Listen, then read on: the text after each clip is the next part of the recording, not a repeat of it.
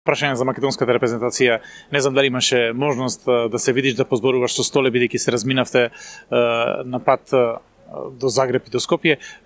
Колку се еше македонската репрезентација?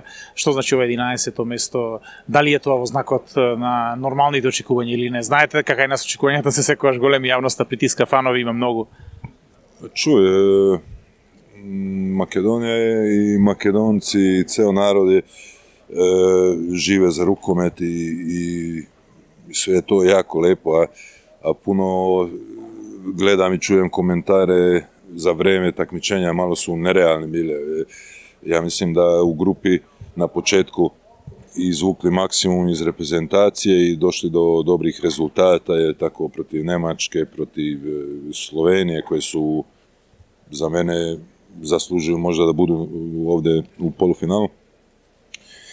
I posle, kad sam čuo da već je cilj medalja, to je lepo sanjati i sve, a nije to baš realno. Tako je. Ipak Makedonija ima dobre igrača, nema puno izmene i videli smo na turniru kako svaka utakmica dolazi do sledeća, da su sve umorni bili i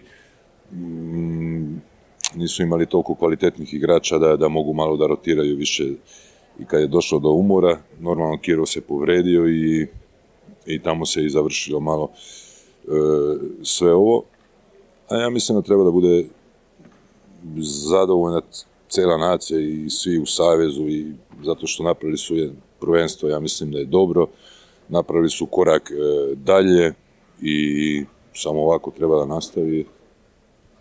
Борко и Никола Митревски, какви беа на голот? Dobro su branili.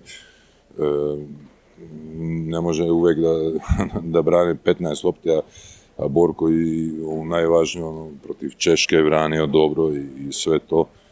Jedan dan imaš bolji dan, drugi dan loši, a najvažniji su igrači u odbrani, u napadu, tako da kad fali jedan Kirov u napadu, već su umorni, neki teži posao ima i golman, je li tako?